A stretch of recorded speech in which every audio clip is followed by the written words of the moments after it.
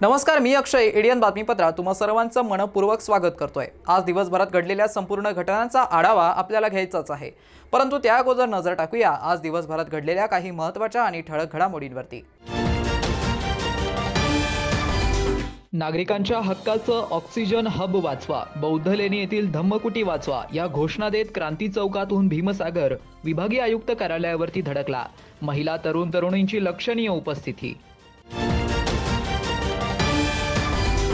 तर पोलीस पाटलांच्या सर्व मागण्यांबाबत शासन सकारात्मक, मुख्यमंत्री एकनाथ शिंदे यांचं शहरातून आश्वासन.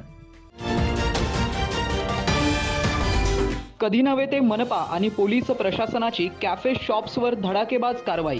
मात्र लॉजवरती जोडप्यांसाठी नो टेन्शन, स्थानिक नागरिक त्रस्त, पोलीस आणि मनपा प्रशासक हतबल. आता बघूया सविस्तर बातम्या. बौद्ध लेणीच्या पायथ्याशी गेल्या 70 वर्षापासून असलेले विपश्यना बुद्ध विहार व भिक्खू कुटीला बेगमपुरा पोलिसांनी नोटीस बजावून बौद्ध समाजाच्या श्रद्धास्थान उद्ध्वस्त करण्याचा डाव दाखवल्याचा आरोप करत सोमवारी 7 ऑक्टोबर रोजी भिक्खू संघाच्या नेतृत्वात क्रांती चौकातून महामोर्चा काढण्यात आला. या मोर्चात राज्यभरातून लाखोंच्या संख्येने उपासक, उपासिका, निसर्गप्रेमी, विविध पक्ष संघटनाचे पदाधिकारी सहभागी झाले होते.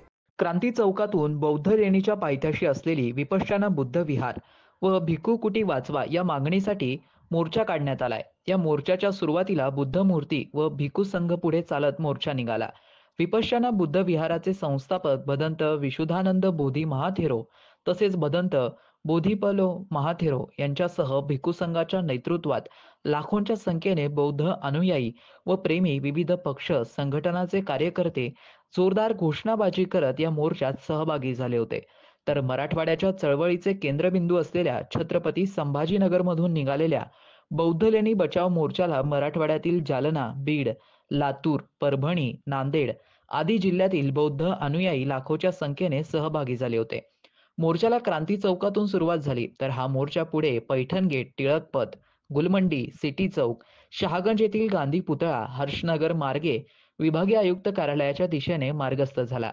विपश्यना केंद्राला बौद्ध सर्किटच्या माध्यमातून निधी उपलब्ध करून द्यावा, हर्सुल टी पॉइंट चौकात गौतम बुद्ध यांचा पुतळा बसवण्यात यावा, बुद्ध लेणीला तीर्थक्षेत्राचा दर्जा द्यावा, चिकलठाणा विमानतळाला अजिंठा नाव द्यावं, अशा विविध मागण्या या मोर्चाच्या माध्यमातून करण्यात आला. या महामोर्चाला विविध संघटनांनी आपला पाठिंबा जाहीर केला. यात शिवसेना शिंदे गटाचे आमदार प्रदीप जयस्वाल, उद्धव बाळासाहेब ठाकरे पक्षासह खासदार चंद्रकांत हंडोरे यांची भीमशक्ती संघटना, Vanchit Bahujan Aghadi, Republican Party of India Athawale, Republican Party of Sachin Kharat गट, आंबेडकरवादी संघर्ष समितीसह सर्वच आंबेडकरी पक्ष संघटनांनी या महामोर्चाला जाहीर पाठिंबा देत मोर्चात सहभाग नोंदवला. तर भीमसैनिकांच्या वतीने काढण्यात आलेल्या मोर्चात शहरातून तथा मराठवाड्यातून आलेल्या अनुयायांची गैरसोय होऊ नये म्हणून विविध सामाजिक संघटनांच्या वतीने फराळ, पाणी वाटप, फळे, अन्नदान वाटपांचं मोर्चाच्या मार्गांवरती जागोजागी स्टॉल लावून वाटप करण्यात आलं.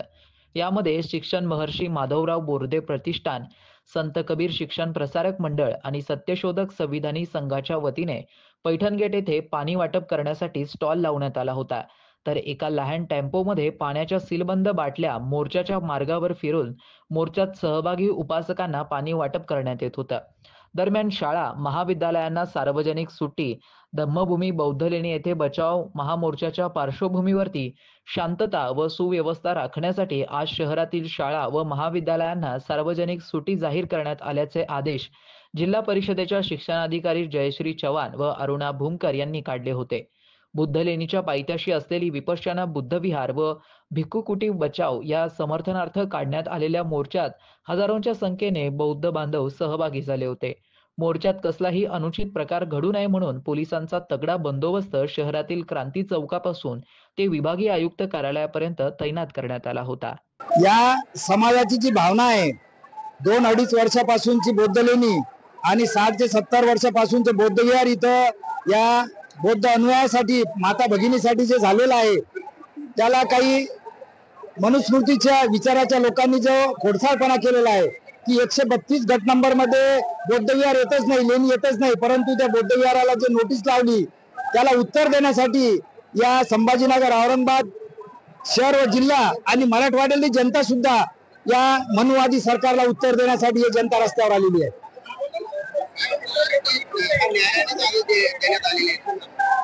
न्यायालयाने जरी दिलेले आहे परंतु लेणीचा त्याच्यामध्ये कुठेही उल्लेख नाही. त्याला बेगमपुरा पोलीस स्टेशनच्या निरीक्षकाने जे नोटीस लावली त्याच्यामध्ये या बौद्धविहाराचा लेणीचा उल्लेख नाही. तो 132 गट नंबर ज्या नाल्यापासून जो अलीकडे येतो त्याचा उल्लेख आहे. त्या खोडसाळपणाच्या ज्याला उत्तर देण्यासाठी ही जनता रस्त्यावर आलेली आहे. देखिए, लेनी पिछले कई सालों से वहाँ पर है और सरकार का फंड लगा हुआ है. मैं जब खासदार था तो जितना भी डेवलपमेंट के काम वहाँ पे हुए हैं, लाखों रुपया हमने खासदार फंड का लगाए. तो ऐसा नहीं है किसी भी जगह के ऊपर आप जाके अपना पैसा लगा सकते हैं. प्रशासन से आपको एनओसी लेना पड़ता है. जब सरकार ने, प्रशासन ने एनओसी दिया उसके बाद हमने पूरा लाखों रुपए का फंड लगाकर वहां पर जितने भी ब्यूटिफिकेशन के काम हुए हैं वो किए हैं. और फिर अचानक एक दिन ये कहा जाता है कि नहीं, ये बुद्ध लेनी इलीगल है, इसको हटा दिया जाना चाहिए करके. कहीं ना कहीं हमें ऐसा लगता है इसके अंदर से राजनीति की एक बू आ रही है. आप देख रहे होंगे पिछले कुछ सालों के अंदर दो समाजों को विशेष तौर के ऊपर टारगेट किया जा रहा है. एक तो मुसलमानों के धार्मिक स्थलों के ऊपर, मस्जिदों के ऊपर, दरगाहों के ऊपर, और दूसरा जो है वो बुद्ध समाज, दलितों के जितने भी रिलीजियस प्लेसेस हैं उनको निशाना बनाया जा रहा है. तो इसके पीछे कहीं ना कहीं उनकी एक घटिया राजनीति है. इसीलिए आज जो बुद्ध समाज, दलित समाज और उनके साथ पूरी ताकत के साथ मुसलमान भी शामिल हुए हैं, वो एक पैगाम देने के लिए कि हम आपके धमकियों से डरने वाले नहीं हैं. ये रैली में आपने सहभाग लिया, क्या अपील करेंगे आप इस माध्यम से नागरिकों को? देखिए, जब तक आप अपनी ताकत नहीं दिखाएंगे, ये कितना दुर्भाग्य की बात है कि जो लोग इस समाज का वोट हासिल करते हैं उसका नेतृत्व उन्होंने करना चाहिए था. भूल जाना चाहिए था कि हम किस राजनीतिक पार्टी से ताल्लुक रखते हैं, किस संगठन से ताल्लुक रखते हैं. जब अपने समाज की बारी आती है तो सभी लोगों ने एक प्लेटफॉर्म के ऊपर आने की जरूरत रहती है.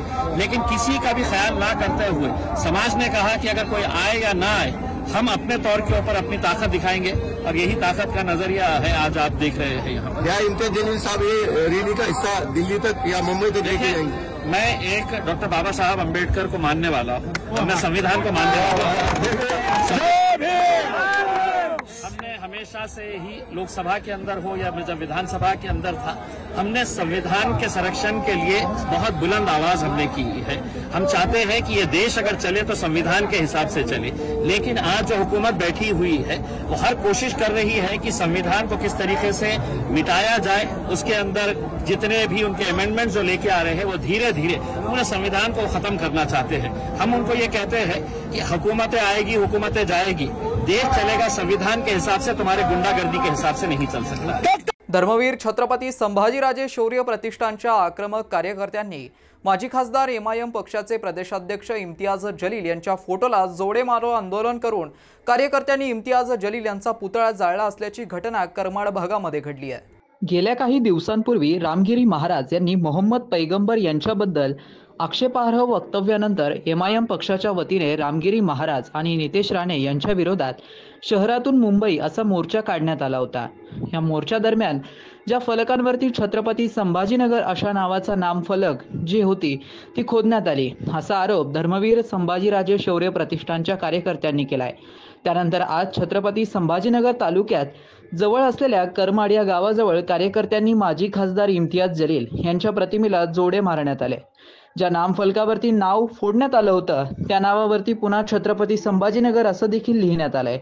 धर्मवीर छत्रपती संभाजीराजे शौर्य प्रतिष्ठानच्या आक्रमक कार्यकर्त्यांनी माजी खासदार एमआयएम पक्षाचे प्रदेशाध्यक्ष इम्तियाज जलील यांच्या फोटोला जोडे मारो आंदोलन करून कार्यकर्त्यांनी इम्तियाज जलील यांचा पुतळा जाळला. ही घटना करमाड भागामध्ये घडली आहे. गेल्या 10-12 दिवसा अगोदरची इम्तियाज जलील यांच्या नेतृत्वात तिरंगा रॅली निघली होती. त्यानंतर जे छत्रपती संभाजीनगर या नावाला काळा फासण्याचं काम काही नालायक आणि नीच प्रवृत्तीच्या लोकांनी केलं, हलकट प्रवृत्तीच्या लोकांनी केलं. त्या सगळ्यांना उत्तर म्हणून आम्ही आज भगव्या अक्षरात छत्रपती संभाजी महाराज यांचं नाव त्या ठिकाणी काढलेला आहे.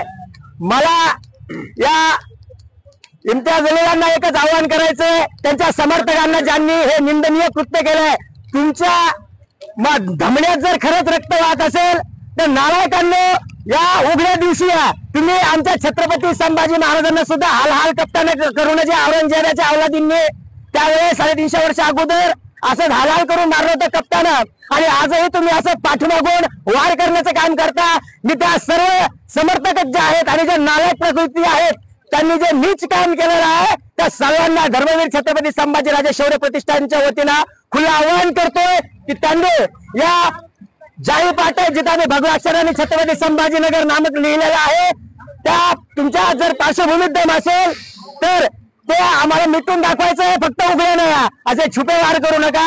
आणि मला सरकारला विनंती करायची, पोलीस प्रशासनाला सुद्धा विनंती करायची, तो त्या नालायक प्रवृत्तीचा नेता ज्याच्या प्रोत्साहनामुळे अशा कृत्य करण्यासाठी अवलादी पुढे धजावतात, आणि त्याचबरोबर ज्या अवलादी आहेत ज्यांनी हे कृत्य केलेलं आहे त्यांना शोधून काढून त्यांच्यावरती गुन्हे दाखल करा, अन्यथा या महाराष्ट्रामध्ये आम्ही इम्तियाज जलीलला फिरू देणार नाही.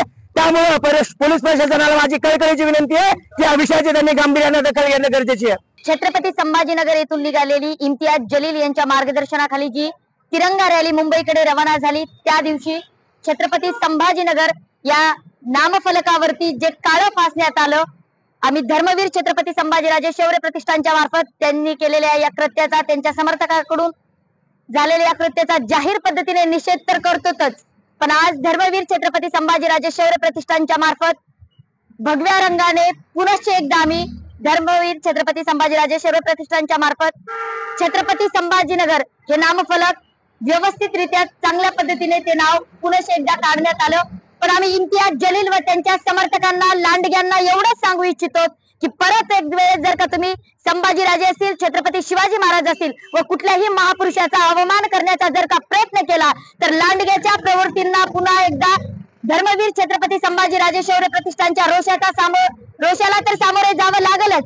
पण आज आम्ही फक्त तुम्हाला चपलांनी जोडे मारण्याचं काम केलेलं आहे, पण आम्ही त्या जिजाऊंच्या लेखी म्हणून तुम्हाला आम्हाला हातामध्ये तलवारी घेण्याचा वेळ येऊ देऊ नये.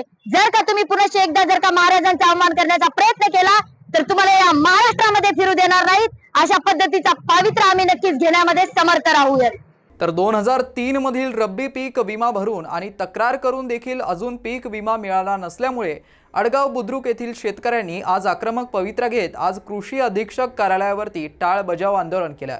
यावेळी चोलामंडल या पीक विमा कंपनी आणि सरकार विरोधात घोषणाबाजी करण्यात आली आहे. आम्ही गेल्या 3 महिन्यापासून रब्बी पीक विमा 2023 मिळावा म्हणून वारंवार आंदोलन करत आहोत, आणि हे आंदोलन करून सुद्धा शासन असो किंवा चोलामंडलम कंपनी असो हे आमची दखल घेत नाही. कारण की मागील 1 महिन्यापूर्वी स्वतः छत्रपती संभाजीनगरचे जिल्हा अधिकारी यांच्याशी माझी भेट झाली व आमच्या गावकऱ्याची भेट झाली. त्यावेळेस स्वतः जिल्हा कृषी अधीक्षक यांनी सांगितलं की तुम्हाला 8 दिवसानंतर रब्बी पीक विमा हा खात्यावर पडेल. परंतु त्या गोष्टीला होऊन 1 महिना झाला. सन्माननीय जालना जिल्ह्याचे खासदार डॉक्टर कल्याणरावजी काळे साहेब हे 1 महिन्यापूर्वी बोलले, परंतु अजून सुद्धा आम्हाला पीक विमा शेतकऱ्याच्या खात्यावर पडलेला नाही.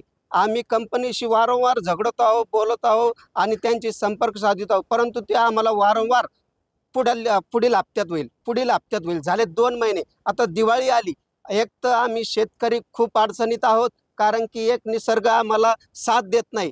त्यामध्ये आम्हाला 1 रुपयामध्ये पीक विमा देता परंतु तो आम्हाला लाभ देत नाही. त्यामध्ये तुमच्या 17 जाचकाठी आहे. फोनवरती ॲप्लिकेशन करा, त्याच्यावर कंप्लेंट करा, त्याच्यानंतर तुम्हाला विमा भेटेल. परंतु ते करून सुद्धा आम्ही ते कंप्लेंट करून सुद्धा शेतकऱ्याला आतापर्यंत सुद्धा खात्यावर रब्बी पीक विमा जमा होत नाही. काय करावं आम्ही, शेतकऱ्यांना जगावं कसं, ह्या आमच्या पुढे प्रश्न निर्माण झालेला आहे. मराठवाडा विभागीय बुद्धिबळ संघटना यांच्या मान्यतेने निशा स्पोर्ट्स अकॅडमी आयोजित कैलासवासी लता दाभाडे यांच्या जयंतीनिमित्त खुली बुद्धिबळ स्पर्धेचं आयोजन करण्यात आलं होतं. यात स्पर्धकांनी उत्स्फूर्त सहभाग नोंदवला. मराठवाडा विभागीय बुद्धिबळ संघटना यांच्या मान्यतेने निशा स्पोर्ट्स अकॅडमी आयोजित कैलासवासी लता दाभाडे यांच्या जयंतीनिमित्त खुली बुद्धिबळ स्पर्धाचं आयोजन करण्यात आलं होतं. यामध्ये पहिला गट इयत्ता 1ली ते 4थी, दुसरा गट इयत्ता 5वी ते 7वी, तिसरा गट इयत्ता 8वी ते 10वी व खुला गट अशा 4 गटांमध्ये बुद्धिबळ स्पर्धा केली गेली। या स्पर्धेसाठी छत्रपती संभाजीनगर, जालना, अहमदनगर या ठिकाणावरून विद्यार्थी मोठ्या संख्येने उपस्थित झाले होते। यामध्ये विजेत्या खेळाडूंना विशेष रोख रक्कम देऊन व संविधानाचे पुस्तक देऊन सत्कार करण्यात आला। यामध्ये प्रथम पारितोषिक 11,000 रुपये, तृतीय पारितोषिक 7,000 रुपये, तर तृतीय पारितोषिक 5,000 रुपये, चतुर्थ पारितोषिक 3,000 रुपये, पंचम पारितोषिक 2,000 रुपये व 6वे पारितोषिक 1,000 रुपये आणि उत्तेजनार्थ पारितोषिक 20 मेडल 20 चेस बोर्ड विद्यार्थ्यांना देण्यात आले। यामध्ये शिक्षण महर्षी माधवराव बोर्डे प्रतिष्ठानतर्फे प्रथम पारितोषिक 11,000 रुपये रोख आणि प्रत्येक विजेत्या विद्यार्थ्याला संविधान पुस्तक वाटप करण्यात आलं। यावेळी प्रतिष्ठानचे कार्याध्यक्ष ॲडव्होकेट धनंजय बोर्डे, विठाबाई माधवराव बोर्डे, रजनी बोर्डे, धारा बोर्डे, वैभव सोनवणे, अभिजित मोकळे यांची उपस्थिती होती। ही बुद्धिबळ स्पर्धा चित्रकूट जवळ चेसलँड, पाठोडा, छत्रपती संभाजीनगर येथे संपन्न झाले। या कार्यक्रमाचं आयोजन मुख्य पंच अजय पटेल, राष्ट्रीय महिला खेळाडू अंजली राजेंद्र सागर, मिथुन वाघमरे, सुदाम झोटिंग, ललिता माने, आर्यन माने यांनी केले। शहरवासियांना एक सुवर्ण संधी। तुम्ही एखादा व्यवसाय करताय का? मग एडियनवरती जाहिरात करा आणि मिळवा व्यवसायात मोठा फायदा। तर वाट कसली पाहताय? आताच स्क्रीनवरती दिसत असलेल्या नंबरवरती संपर्क साधा आणि द्या आपल्या एका व्यवसायाला मोठी उभारी। आपल्याला अजूनही काही बातम्यांचा आढावा घ्यायचा आहे, परंतु इथे वेळ झाली आहे एका छोट्याशा ब्रेकची। कुठे जाऊ नका, पाहत रहा एडियन न्यूज।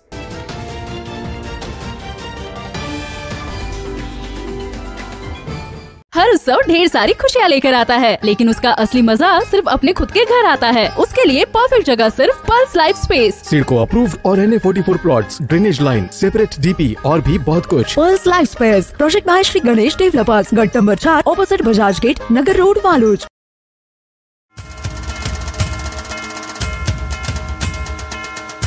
मराठवाड्यातील सर्वात मोठा property expo, CREDAI dream home expo.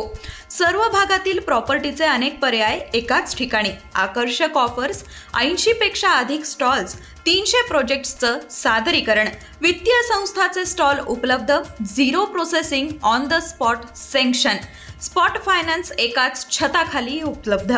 मराठवाड्यातील सर्वात भव्य क्रेडाई ड्रीम होम एक्स्पो गृहप्रदर्शन। ड्रीम होम एक्स्पोला एकदा अवश्य भेट द्या। भेट देणाऱ्या एडियनच्या दर्शकांना आणि शहरवासियांपैकी काही भाग्यवान विजेत्यांना मिळणार आकर्षक बक्षिसं। स्थळ जबिंदा मैदान, बीड बायपास, छत्रपती संभाजीनगर। 3 ऑक्टोबर ते 7 ऑक्टोबर दररोज सकाळी 10 ते रात्री 9 वाजेपर्यंत एकदा येऊन आपली स्वप्न पूर्णत्वास न्या।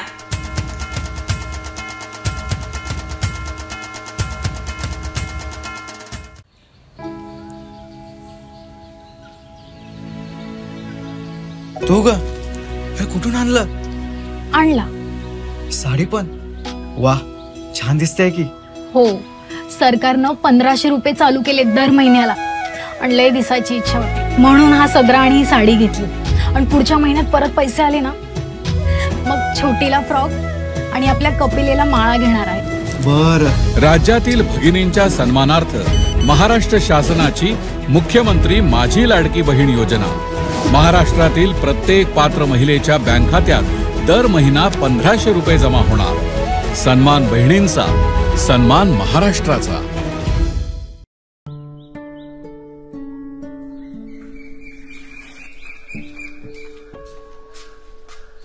ताई, हे घ्या तुमचा सिलेंडर।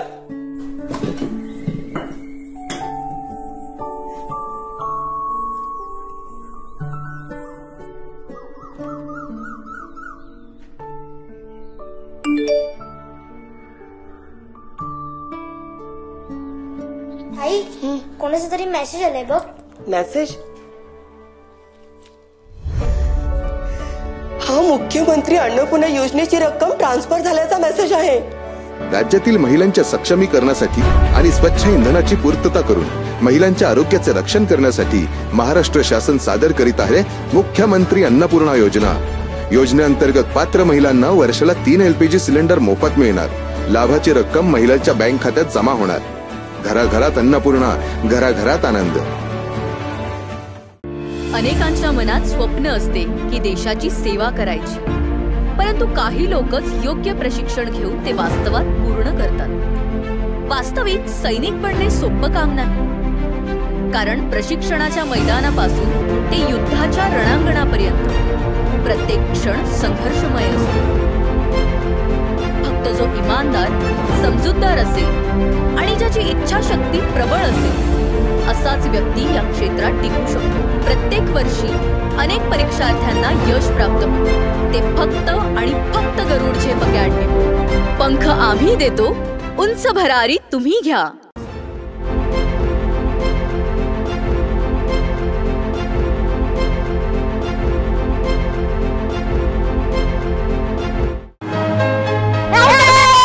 मी खेळणार, चल मी घेणार। तू कुठे? माझा नंबर आहे आता। हो याचा नंबर आहे। तू कशी आलीस खेळायला? आणि तुला खेळायला वेळ कसा मिळाला? अरे आता माझ्याकडे खेळायला आणि अभ्यास करायला वेळच वेळ आहे। म्हणजे मला रोज आई बरोबर पाणी आणायला दूर जावं लागायचं, त्यामुळे तुमच्यासोबत खेळायला मला वेळच नाही मिळायचा। कधी कधी तर माझी शाळा पण बुडायची। मग आज वेळ कसा मिळाला?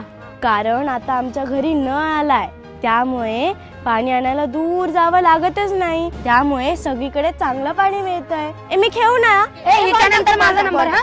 केंद्र आणि महाराष्ट्र शासनाच्या जलजीवन मिशनमुळे महाराष्ट्रातील प्रत्येक घरी प्रतिदिन प्रति व्यक्ती 55 लिटर शुद्ध पाणी पोहोचवलं जाते। अनेक दुर्गम भागातील वाड्या वस्त्यांवरही सौर ऊर्जेचा वापर करून शुद्ध पाणी पोहोचवलं जाते। त्यामुळे अनेक महिलांचा पाण्यासाठी होणारा त्रास वाचला आहे। तसेच अनेक मुलींच्या शिक्षणातील आणि खेळण्यातील अडथळा दूर होतोय। थांबली पायपीट दूरवरी, नाही हंडा डोक्यावरी, जलजीवन आले घरोघरी, माझी योजना माझी जबाबदारी, पाणी पुरवठा आणि स्वच्छता विभाग, महाराष्ट्र शासन। नारी म्हणजे संस्कार, नारी म्हणजे भक्कम आधार,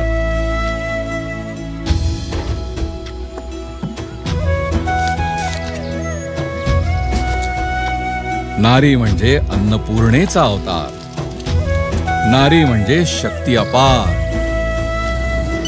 आणि या नारी शक्तीच्या सन्मानार्थ महाराष्ट्र शासनाने सुरू केली आहे मुख्यमंत्री माझी लाडकी बहीण योजना।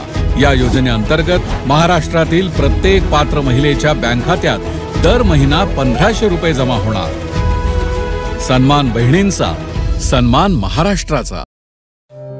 सलाम सरपंच। अरे सलाम युसुफ भाई, काय म्हणतो बा? मी काय ऐकलंय बाबा, तुम्ही जे गावात पाईपलाईन नळ लावून देणार आहे त्याचे पैसे घेणार आहे म्हणून। मी नाही घेणार आहे बा। मग आता तुझ्या घरात वीज येते, त्याचं बिल भरते की नाही? भरतो की। मग तसंच आहे ते। आता तुमच्या घरात पाईपलाईन टाकणं, त्याला नळ लावून देणं, हाच खर्च शासन आणि 10% लोक वर्गणी यातून होणार आहे। पण त्याच्या देखभाल, दुरुस्ती, पाणी सोडायचं, तो विजेचा पंप चालवा लागेल, त्याचं बिल कोण भरत? म्हणजे महिन्याभरात तुम्ही जेवढं पाणी वापराल त्याचं फक्त बिल भरायचं आहे तुम्हाला, बस। याच्यात आपलाच फायदा आहे ना का? म्हणजे आपलं घर, शाळा, सगळीकडे सहा पाणी स्वच्छ पाणी येईल। असं का? म्हणजे पाणी जेवढं पाहिजे तेवढंच वापरायचं, म्हणजे आपलं बिल पण कमी येईल ना। आता समजलं मला, येतो मी। जलजीवन मिशन अंतर्गत आता केंद्र आणि राज्य शासनाच्या संयुक्त प्रयत्नातून गावागावातील प्रत्येक घरात नळाद्वारे प्रतिदिन प्रति व्यक्ती 55 लिटर शुद्ध पाणी पोहोचत आहे। थांबली पायपीट दूरवरी, नाही हंडा डोक्यावरी, जलजीवन आले घरोघरी, माझी योजना माझी जबाबदारी, पाणी पुरवठा व स्वच्छता विभाग, महाराष्ट्र शासन। मस्त मास्क पहना है तुम्हें। Thank you sir.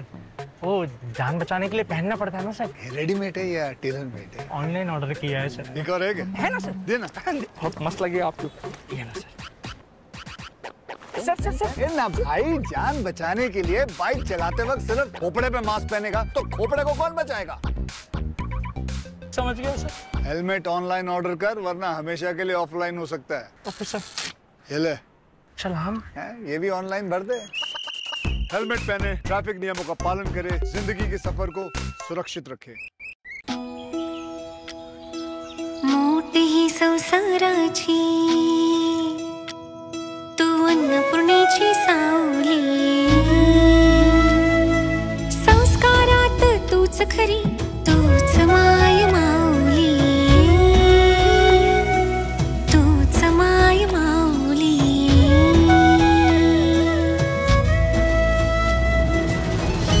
राज्यातील भगिनींच्या सन्मानार्थ महाराष्ट्र शासनाची मुख्यमंत्री माझी लाडकी बहीण योजना। महाराष्ट्रातील प्रत्येक पात्र महिलेच्या बँक खात्यात दर महिना 1500 रुपये जमा होणार. सन्मान बहिणींचा, सन्मान महाराष्ट्राचा.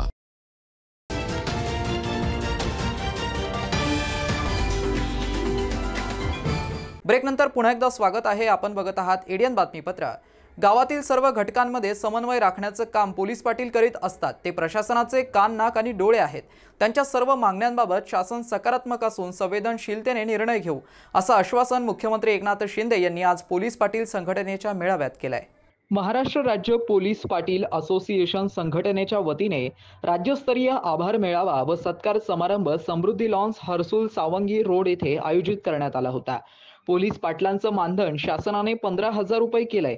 त्यामुळे मुख्यमंत्र्यांचा आभार पोलीस पाटील संघटनेने व्यक्त केलाय. या मेळाव्यास जिल्ह्याचे पालकमंत्री अब्दुल सत्तार, शहर व औद्योगिक विकास महामंडळाचे अध्यक्ष संजय शिरसाट, आमदार प्रदीप जयस्वाल, आमदार रमेश बोरणारे, विभागीय आयुक्त दिलीप गावडे, जिल्हाधिकारी दिलीप स्वामी तसेच पोलीस पाटील संघटनेचे अध्यक्ष महादेव नागरगोजे तसेच अन्य पदाधिकारी उपस्थित होते.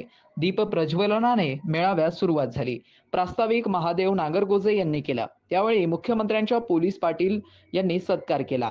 सत्काराला उत्तर देताना मुख्यमंत्री एकनाथ शिंदे म्हणालेत की पोलीस पाटील हे प्रशासनाचे नाक, कान आणि डोळे आहेत. आपल्याला 24/7 काम करावं लागतं. सरकारही असंच 24/7 काम करणार आहे. आपले हे प्रामाणिक काम असल्यानेच शासनाने आपले मानधन 6,500 रुपयांवरून 15,000 रुपयांपर्यंत वाढवण्याचा निर्णय घेतलाय आणि सढळ हस्ते न्याय दिलाय. महाराष्ट्राच्या आणि मराठवाड्याच्या विकासासाठी तसेच समाजातील विविध घटनांसाठी शासनाने राबवलेल्या योजनांचा उल्लेख करून मुख्यमंत्री शिंदे म्हणालेत की कुटुंबातील प्रत्येक घटकाला शासन लाभ देत आहे. शिक्षण, आरोग्य, आर्थिक सबलीकरण, शेतकरी अशा सर्व घटकांना शासन विविध योजनांच्या माध्यमातून लाभ देतोय. विकास आणि कल्याणकारी योजनांची अंमलबजावणी करण्यात येत आहे. पोलीस पाटील यांनी आपल्या गावात या योजना लाभार्थ्यांपर्यंत पोहोचवाव्यात असं आवाहन त्यांनी केलंय. प्रास्ताविक अध्यक्ष महादेव नागरगोजे यांनी केलं होतं. पालकमंत्री अब्दुल सत्तार यांनीही आपलं मनोगत व्यक्त केलं. कारभारी पाटील यांनी या सर्वांचं आभार मानलं. सरपंचापासून आमदार, खासदार, मंत्री सगळ्यांचा हिशोब पोलीस पाटलाकडे असतो.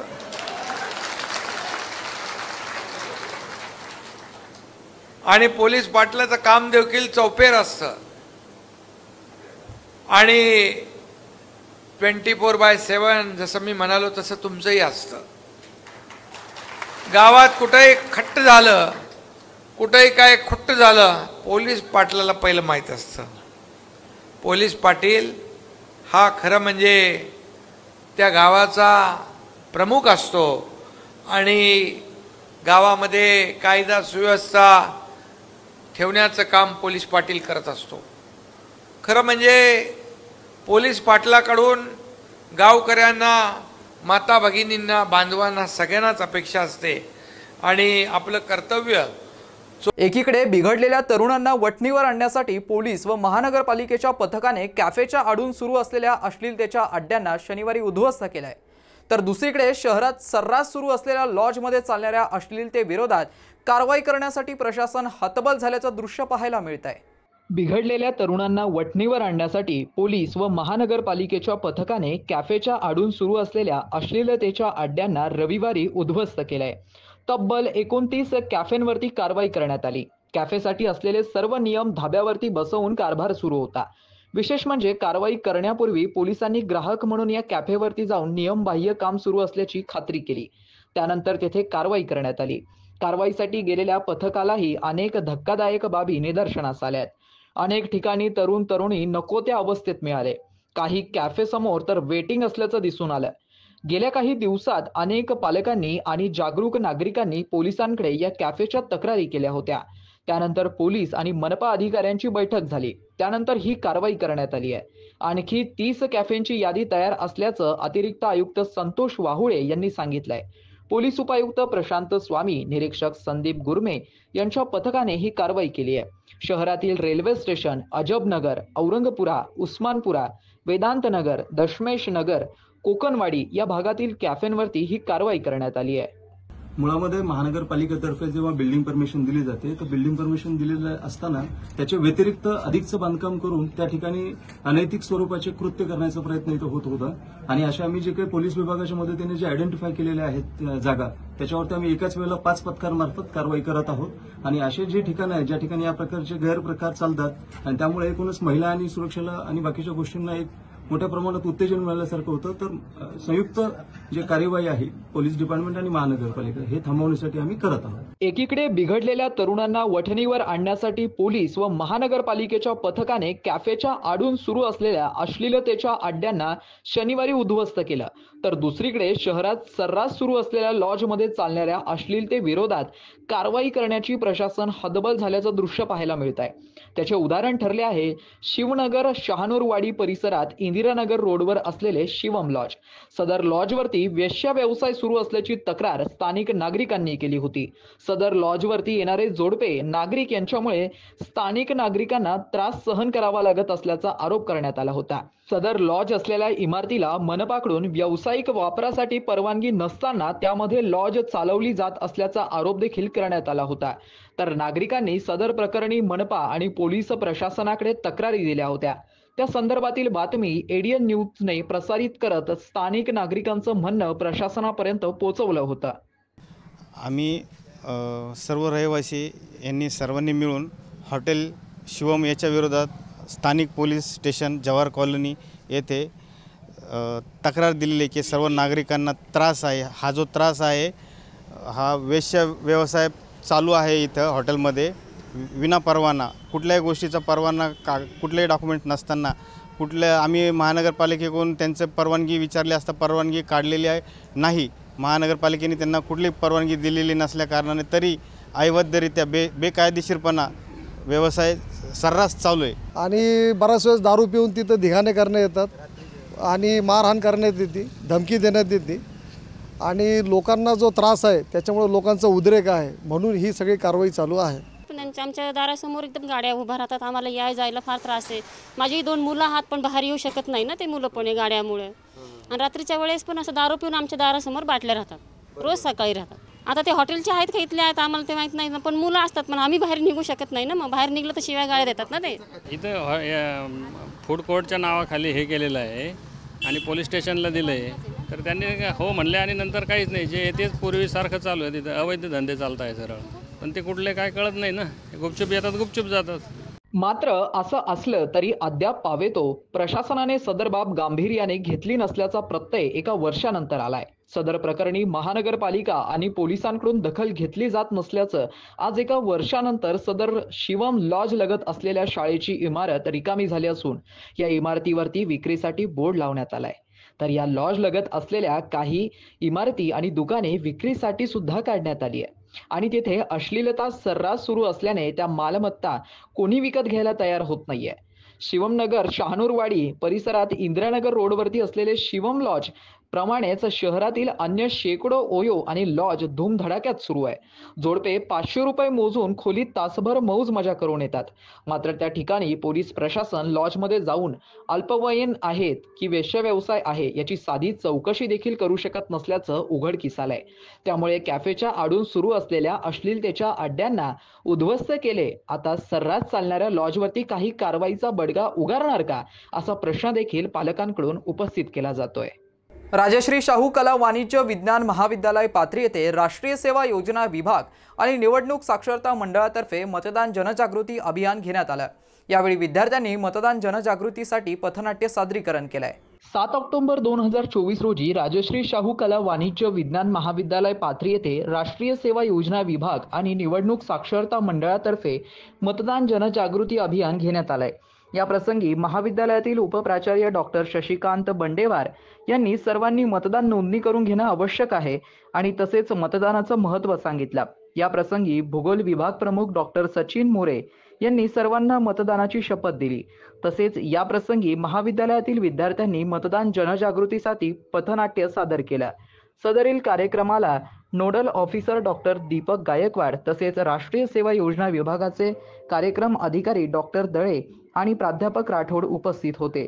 तसेच कार्यक्रमास महाविद्यालयातील प्राध्यापक डॉक्टर लहाने, प्राध्यापक Kale, doctor Ravi Jadhav, doctor Thale, doctor Alone, doctor Popalghat, doctor Ubarhande, doctor Ahirrao, doctor Shelke, doctor Berad, doctor Deepak Gaikwad, doctor Shelke, doctor Kamble, doctor Panchal, प्राध्यापक ऋषी लहाने, सर्व शिक्षकेतर कर्मचारी आणि विद्यार्थी मोठ्या प्रमाणात उपस्थित होते. राजर्षी शाहू कला वाणिज्य व विज्ञान महाविद्यालय पाथरी या ठिकाणी आज दिनांक 7 ऑक्टोबर 2024 रोजी मतदार जागृती व मतदार साक्षरता अभियान राबवण्यात आले. विद्यार्थ्यांनी पथनाट्याद्वारे मतदार जागृतीचं महत्त्व सांगून या ठिकाणी जास्तीत जास्त विद्यार्थ्यांना मतदार नोंदणीसाठी देखील प्रोत्साहित करण्याचा एक चांगला उपक्रम पथनाट्याद्वारे आमच्या टीमने या ठिकाणी घेतलेला आहे. आणि दरवर्षी आम्ही अशा प्रकारचे उपक्रम राबवत असतो की ज्याद्वारे जास्तीत जास्त मतदार नोंदणी करणे, नवीन जे मतदार आहेत त्यांना मतदार नोंदणीसाठी प्रोत्साहित केलं जातं. नवीन जे ऑनलाईन मतदार नोंदणीची जी काही प्रोसेस आहे ॲपद्वारे 5 मिनिटांमध्ये डॉक्टर गायकवाड सरांनी कशा प्रकारे मतदार नोंदणी केली जाते याचं प्रशिक्षण या ठिकाणी लाईव्ह विद्यार्थ्यांना दिलं.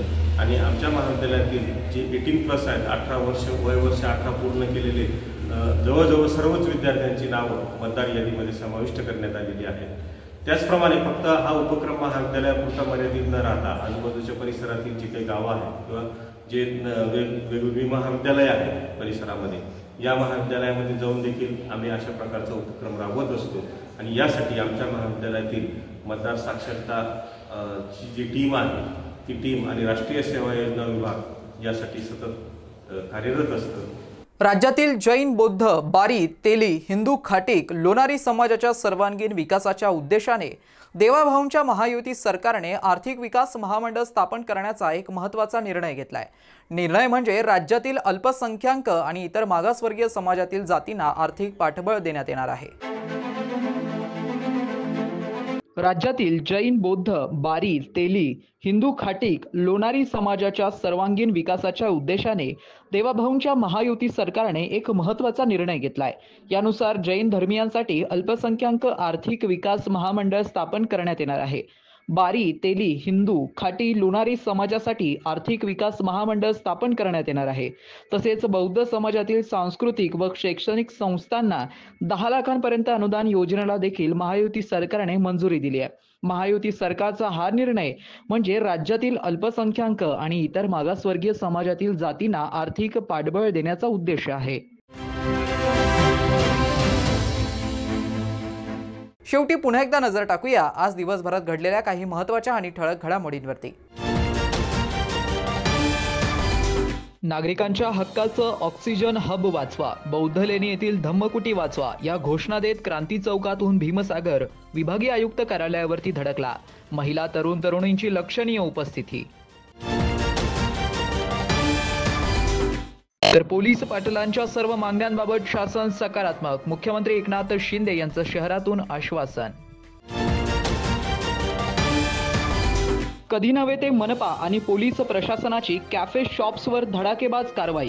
मात्र लॉजवरती जोडप्यांसाठी नो टेन्शन, स्थानिक नागरिक त्रस्त, पोलीस आणि मनपा प्रशासक हतबल. आणि याबरोबरच हे बातमीपत्र इथेच संपलं. पुन्हा भेटूया पुढील बातमीपत्रात. तोपर्यंत पाहत रहा आपल्या हक्काचं बातमीपत्र ADN न्यूज.